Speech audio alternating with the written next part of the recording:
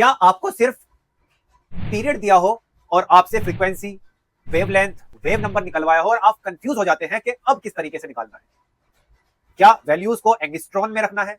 क्या वैल्यूज को मीटर में रखना है? कौन सा फॉर्मूला लगाना है? अगर आप भी कंफ्यूज हो जाते हैं स्ट्रक्चर ऑफ एटम के अंदर, केमिस्ट्री क्लास 11th के अंदर, तो मैं इस क्वेश्चन के थ्रू आपकी कंफ्यूजन दूर करने वाला हूं। चलिए क्वेश्चन को देखते हैं।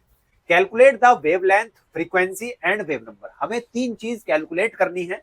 क्या क्या? वेवलेंथ, जिसको हम लैम्डा से डिनोट करते हैं, फ्रीक्वेंसी जिसको हम न्यू से डिनोट करते हैं, वेव नंबर जिसको हम न्यू बार से डिनोट करते हैं। हमें ये तीनों चीज कैलकुलेट करनी है, जिसके अंदर हमें पीरियड दे रखा है 2.0 इंटू 10⁻⁻⁻10 सेकेंड।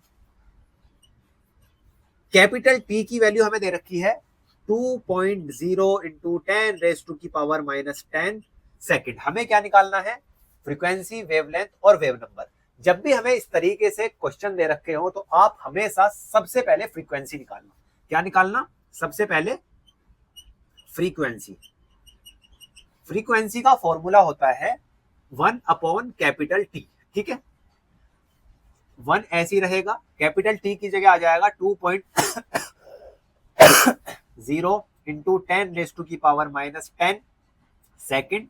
और जब आप इसको कैलकुलेट करोगे तो 0.5 इंटू 10⁻10 सेकेंड इनवर्स बन जाएगा। जब आप इसका पॉइंट शिफ्ट करेंगे 5.0 इंटू 10⁻9 सेकेंड इनवर्स की जगह हम लिख सकते हैं हर्ट्ज, क्योंकि एक सेकेंड इनवर्स बराबर होता है हर्ट्ज। फ्रीक्वेंसी के केस में हम हमेशा हर्ट्ज में लिखते हैं। फर्स्ट पार्ट हमारा निकल कर आ गया, क्या?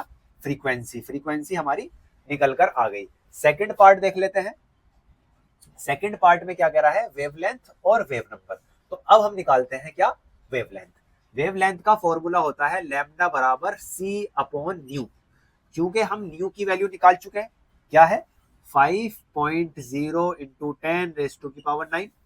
c की वैल्यू आपको पता होनी चाहिए, speed of light 3 into 10⁸8 metre per second.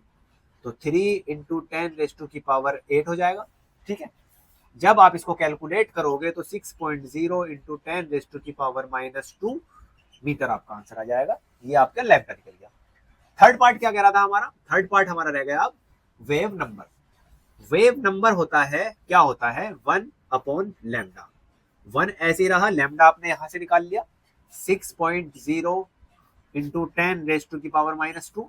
जब आप इसको कैलकुलेट करोगे तो ये आपका आ जाएगा 1.67 इंटू 10⁻1 मीटर इनवर्स। कैलकुलेट कर लेना आप, है ना? बिल्कुल सिंपल। देख लो,